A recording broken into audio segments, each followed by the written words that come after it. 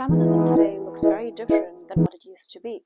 Once a movement advocating for equal rights has changed today into aesthetic trends, pleasing Instagram-worthy profiles, and girl identities.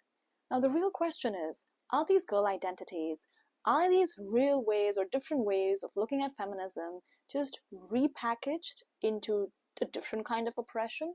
Or are they really empowering? Think about it. That girl routine pressures women to hustle relentlessly. But isn't that just another form of burnout? The clean girl aesthetic promotes looking effortlessly polished. But isn't that just another Eurocentric beauty standard in disguise? The bimbo feminism movement claims to embrace femininity, but is it really revolutionary if it still plays into male fantasies? And then there's this age-old competition about who's being real, who's been authentic, who's got it done, who hasn't got it done, one being pitted against the other, one woman being pitted against the other, in this race of being perfect, in this race of trying to fit into a standard of feminism that's been portrayed to us. Social media has turned feminism into a competitive sport. Are we here for it, or are we not? Today we're going to break down feminism of 2025, the girl trends that are moving them and changing them, at the same time looking at how we can bring back the real kind of feminism. It's a girl aesthetic trap, empowerment, or a pretty privileged cage. The clean girl aesthetic took over social media with the dewy skin, slick back buns, and minimalist fashion. It was packaged as effortless beauty, very neutral skin tone, almost no makeup, just being very natural and beautiful while they are being very natural. Sounds refreshing, right? But here's the catch. It's not effortless at all. The look requires expensive skincare treatment, time-consuming hair treatments, strict beauty standard that always prefers or favors a fairer complexion with thinner body and something that always is sleeker in terms of hair texture. Some women are praised for their clean look. Others, particularly black and brown women, are called greasy or unkempt for their natural look. The Theory of Male Gaze by Laura Mulvey emphasizes that when we are thinking that we are dressing up for ourselves, when the women are thinking that they're dressing up for themselves, at the end of the day, the look that they're presenting to the society is just another way packaged in a way so that they are satisfying something that is desired by the patriarchy. In this case, the clean girl aesthetic gives the illusion of freedom while subtly reinforcing a narrow definition of beauty.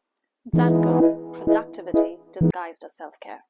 Think 5 a.m. wake-ups, green smoothies, morning journaling, Pilates, and romanticizing your life. Sounds positive, right? That it girl. Who wouldn't want to be that? The ultimate version of themselves. But here's the issue. That girl isn't about self-improvement. It's about optimization. It's about performance. It's about optimization of your social media schedule so that you know that you're constantly being productive. If you're not drinking that matcha, if you're not waking up at 5 a.m., if you're not journaling, if you are not reading self-help books, then you are not really putting in the work that you should be putting into yourselves. And when you're not putting that enough work to become a better version of yourselves, then you are falling out. And when you are falling out, you fall into this trap of guilt that you start creating for yourself, the thinking that you're not doing enough, that you should be doing all of these things. If you don't do all of these things, then you start feeling a little guilty. And when you start feeling a little guilty, you start feeling that you're probably not enough. Turns self-care into a capitalist competition when you are made to feel guilty if you take a little bit of time for yourself to rest. It's this particular project of Indian women resting that I really love on Instagram. It captures the essence of beautiful Indian women resting throughout the day, taking that little time out, taking those few minutes, few moments, few hours even, to just have their cup of chai, or, just sit and watch the sunset, or just sit with a puzzle, or sit with their magazine. Time to themselves. Because growing up in India, being an Indian girl, being an Indian woman, we've always been told that you are not enough if you're not doing ... So Maybe it could be a cultural kind of a school of thought. It could be something that has been wired. It could be conditioning. It could be many different things that make us believe if we are not being productive, then we are not enough. Capitalist feminism. Sarah Bennett-Weiser argues that feminism today sells productivity as empowerment, rather than questioning why women are so exhausted in the first place. Hustle culture is still alive. It's just wearing a wellness mask now. There's a video that I created on the hustle culture. There's a video that I created specifically speaking about how everyone is trying to choose a slow living kind of a way of style, a slow living lifestyle more than hustle culture. So when you are constantly wanting to be productive, I think there are signs of society that has been pushed onto you to tell you that you have to be productive. If you are working 9 to 5, great. But after your 9 to 5, you're not having 2 to 3 hustles, then what are you doing? After you've done your job from Monday to Friday, on the weekends, if you're not working on a particular project, personal project, a side hustle, then what are you doing? If after a long day at work, you are sitting and taking some time to yourself, why are you not studying for your exams, for your extra masters? So at least from where I come from in India, we've always been told you have to constantly be productive. Don't waste your time. Make the most of it. Of course, you have to make the most of your time, but also while prioritizing rest, while prioritizing time to recharge yourself. Bimbofication, taking back power or reinforcing stereotypes. The bimbo trend, led by influencers like Chrissy Klapeka, reclaims hyper-femininity. Pink outfits, long nails, flirty energy, and I don't care what men think attitude. Sounds fun, right?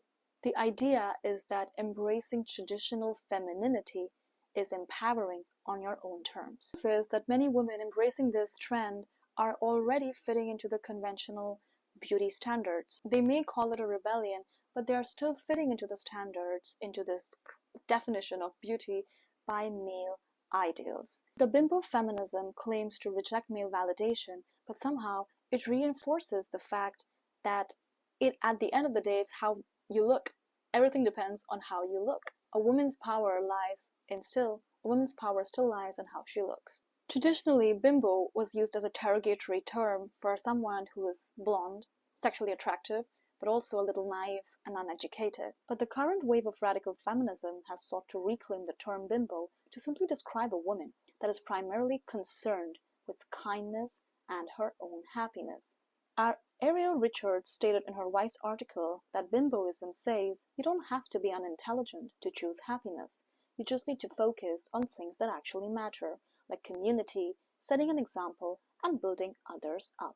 Bimbofication is that the thirst for knowledge, the curiosity that we felt as teenagers, as adults, slowly at the brink of adulthood, it is a huge burden that we carry, and we need to kind of let go of this burden to stop intellectualizing everything. We don't have to be intellectuals. We don't have to have the best opinion about everything. We don't have to know everything. It's just mindfully existing without the pressure of proving yourself intellectually to another person, primarily men. For Reality by Jean Baudrillard explains that social media creates fake versions of reality. The bimbo trend might seem radical, or is it really? Maybe it just exists in a space where beauty still equals power. That soft girl trend, a rebranded damsel in distress. Soft girl aesthetic encourages women to embrace femininity, sensitivity, openness towards different emotions.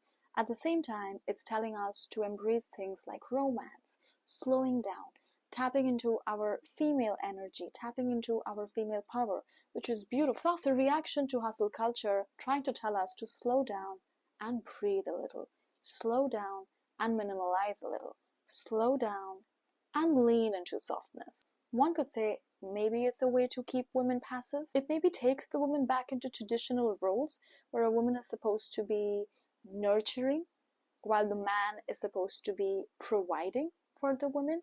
And there's nothing wrong in any of these trends. Each woman is free to select and be the way she wants to be. But remember, we are just looking at all the trends that are existing right now. So in this case, it kind of romanticizes the dependence on men. It romanticizes the fact that the woman is always dependent on the man, that the woman has to depend on a man because he's going to be protective of her, he's going to protect her. From what?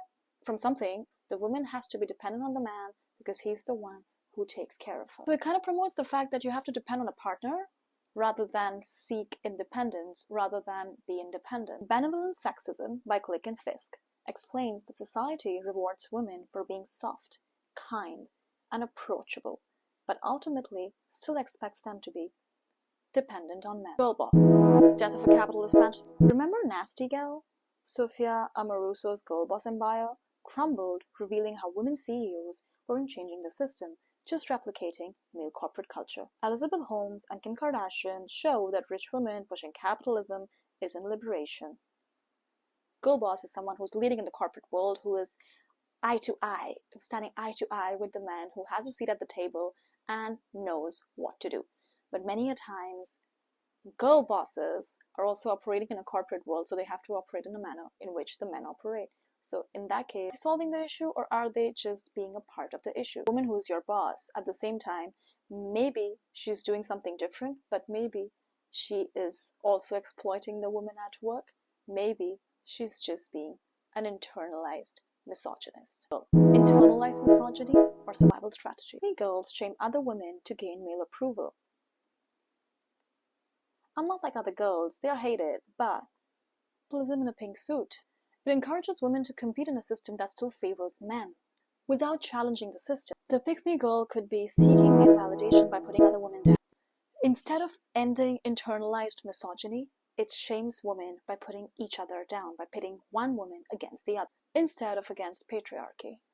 Women against women. Instead of challenging these stereotypes, instead of challenging these aesthetics, instead of challenging the system, these trends kind of put one woman against the other, kind of pits one woman against the other instead of fighting the system together. It kind of asks and poses this question, which one is doing feminism right? The illusion of choice. These trends make us feel like we have more freedom, but actually they're just putting us into different boxes, aesthetic boxes of different roles than just us being ourselves. Consumer feminism. Everything from skincare to self-help books are being packaged in pink boxes and making us believe that these are working for us, profiting off of our insecurities. Intersectionality ignored. Many of these trends favor conventional Eurocentric beauty. It completely disregards or doesn't even take into account the race, the gender, the identity, the class, so many other factors that influence these trends. Stop policing how women exist. Instead of shaming each other, instead of pitting oneself against the other, instead of proving which aesthetic is better, which one is better, let's just start questioning the system and actually challenging the system. Look beyond social media feminism. Feminism isn't in aesthetic choices, it's in real policies, asking for change, advocating for change, having intersectionality through and through change. Ask who benefits. Every time a new trend comes up, ask this question: who is benefiting and who is being excluded? Define feminism for yourself. Real empowerment is about choice, not about which aesthetic you are selecting or how do you want to define your feminism or your femininity. If you want to be any kind of these trends, if you want to follow any kind of these trends, that is also a choice and it is absolutely fine. So make that choice without putting the other person down, without having a competition between each other, because every woman is free to choose what she wants to choose, because that is the real feminism. Feminism in 2025 needs to be about accepting diversity, inclusion, and different types of beauty, different types of choices, and different types of existence. It's about supporting and celebrating the multifaceted versions of women. Women can be messy, complex, and flawed and still be empowered. You don't need to conform to a mold to be valid or successful. Support women no matter how they express themselves. The stereotypes of effortless beauty, perfection, and redefine empowerment in more inclusive terms. Feminism isn't about conforming to one narrative. It's about empowering women to create their own story.